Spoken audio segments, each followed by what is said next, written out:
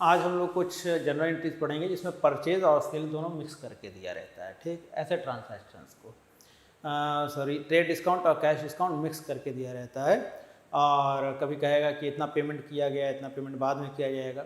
तो ऐसे ट्रांजैक्शंस की एंट्रीज हम लोग कैसे करेंगे वो हम लोग जानेंगे। यहाँ देखो, पहले ट्रांजैक्शन में कह रहा है purchase goods of list price 1 lakh at 10% trade discount and 5% cash discount from Ravi. ठीक, अब यहाँ पे कैश पेमेंट की बात नहीं ना कर रहा है इस ट्रांजैक्शन में, तो कैश पेमेंट की बात नहीं कर रहा है, तो कैश डिस्काउंट यहाँ लिखा भले है, लेकिन जब कैश पेमेंट हो नहीं रहा है तो कैश डिस्काउंट की यहाँ कोई एंट्री नहीं होगी। तो इसकी एंट्री क्या हो जाएगी, परचेज कर रहे हैं हम, तो परचेज सामान हमारे पास आया, परचेज अकाउंट डेबिट, तो हम लोग यहाँ पे परचेज को डेबिट करते हैं। ये हम पहले बता चुके हैं, गुड्स जब परचेज करते हैं तो क्या डेबिट करते हैं हम लोग, परचेज। तो परचेज अकाउंट डेबिट, और किसके पास से आ रहा है, रवि। अभी पेमेंट तो हुआ नहीं है, तो यहाँ कैश कुछ भी नहीं जा रहा है, कैश हमारे पास से नहीं जा रहा है, तो हम किसी भी तरह का कैश पेमेंट नहीं कर रहे हैं, तो कैश डिस्काउंट भी हमें नहीं मिलेगा। तो यही एंट्री हो जाएगी, purchase account debit to Ravi. अब यहाँ अमाउंट कितना होगा, हम बताए थे 10। ट्रेड डिस्काउंट जब भी रहेगा तो उसको हम लोग लिस्ट प्राइस में से माइनस कर देंगे, उसकी कोई एंट्री नहीं होती है। तो 10% ट्रेड डिस्काउंट था, 1 लाख में से 10% घटाया गया तो कितना आ जाएगा, 90,000। तो ये हो गई इसकी entry, purchase account debit to Ravi. अब देखो दूसरे ट्रांजैक्शन में कह रहा है पेड टू रवि। अब पेमेंट यहाँ ना करके दूसरे किसी दिन पेमेंट किया जा रहा है, और पेमेंट कर रहे हैं 40% अमाउंट। तो यहाँ जो कैश डिस्काउंट है 5%, ठीक, यही कैश डिस्काउंट अब यहाँ हम रिसीव करेंगे। ये डिस्काउंट हमको यहाँ पे मिलेगा जब हम पेमेंट करेंगे, और जितना पेमेंट कर रहे हैं उतने पे ही हमें कैश डिस्काउंट मिलेगा। तो यहाँ पे अब रवि को पेमेंट कर रहे हैं, रवि रिसीवर होगा हमारा, तो रवि डेबिट। ठीक, और जो भी डिस्काउंट हमें मिलना है 5%, वो डिस्काउंट हमारे लिए इनकम होगा, इनकम को हमेशा क्रेडिट करते हैं, तो टू डिस्काउंट रिसीव। और पेमेंट करेंगे तो कैश हमारे पास से जाएगा, तो हम क्या करेंगे, टू कैश। ठीक, तो यहाँ पे रवि को पेमेंट हमें 40,000 ही करना है, 40% ही करना है। तो 90,000 का 40% निकाला गया तो कितना आ गया, 36,000। अब 36,000 पे डिस्काउंट हमें मिलेगा कितना परसेंट, 5%। उसके बाद हम पेमेंट करेंगे, तो 36,000 का 5% निकाला गया तो कितना आ गया, 1,800।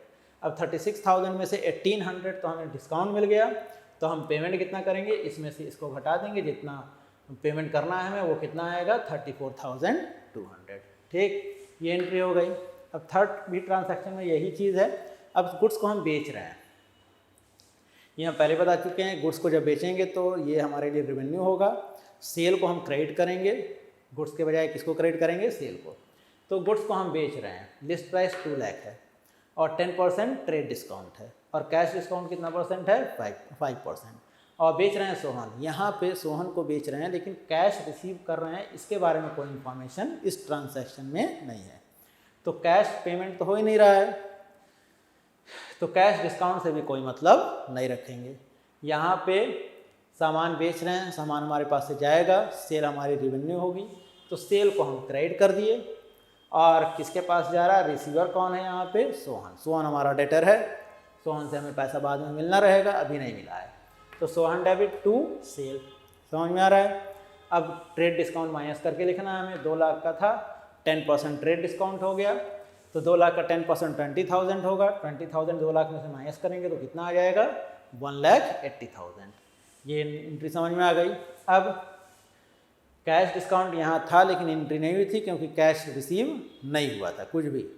अब फोर्थ वाले में यहाँ हम सोहन से कुछ पैसा नहीं पा रहे हैं, लेकिन किसी और दिन हम सोहन से पैसा पा रहे हैं, और ये जो डिस्काउंट था वो डिस्काउंट हम यहाँ इसको दे रहे हैं। ठीक, तो अब फोर्थ वाले ट्रांजैक्शन में कैश मिलेगा, हमें कैश आएगा हमारे पास, तो कैश डेबिट हो गया, और डिस्काउंट जो हमको यहाँ देना था वही डिस्काउंट अब यहाँ पे हम देंगे। तो डिस्काउंट अलाउड डेबिट, और किससे रिसीव कर रहे हैं, यहाँ गिवर कौन है, सोहन, तो सोहन गिवर होगा, सोहन को हम क्रेडिट कर देंगे। अब सोहन से हमको लेना 60% अमाउंट ही है, तो यहाँ 1,80,000 का था गुड्स, और 60% हमको लेना है, तो 60% 1,08,000। इसमें अमाउंट उल्टा भरना, यहाँ से मत स्टार्ट करना। तो 1,80,000 का 60% हमको लेना है, 1,08,000 हमें मिला। अब 1,08,000 का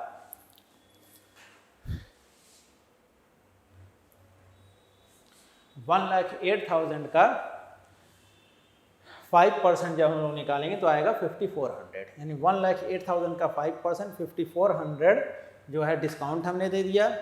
5,400 डिस्काउंट देने के बाद पैसा हमको कितना मिलेगा, 1,08,000 माइनस 5,400 यानी 1,02,600, ये हो गया। अब फिफ्थ ट्रांजैक्शन में क्या कह रहा है, यहाँ पे अब देखो परचेज हुआ है सामान 1 लाख का, 20% ट्रेड डिस्काउंट है, 5% कैश डिस्काउंट से, और कमल से खरीदा गया है सामान, और पेमेंट उसी दिन हो रहा है कितना परसेंट, 60% अमाउंट किसको, कमल को। तो ये समझ लो 2 ट्रांजैक्शन है, ठीक, लेकिन इसकी एंट्री एक ही दिन में हमको एक साथ करनी है। तो सबसे पहले तो हमारे पास सामान आ रहा है, परचेज को हम डेबिट कर देंगे, तो परचेज अकाउंट तो डेबिट हो गया, 1 लाख का था, 20% ट्रेड डिस्काउंट है, तो परचेज अकाउंट डेबिट कितने से हो जाएगा, 80,000 से ट्रेड डिस्काउंट घटा देते हैं।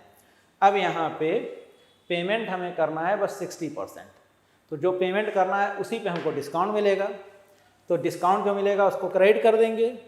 जो भी पेमेंट करना है तो कैश जाएगा हमारे पास से, तो हम कैश को क्रेडिट कर देंगे, और जो बाकी रह जाएगा उतने से कमल हमारा क्रेडिटर रहेगा, वो बाद में हम पे करेंगे क्रेडिट कमल को, तो कमल को क्रेडिट करेंगे यहाँ पे जो बाकी बचा हुआ अमाउंट है उससे।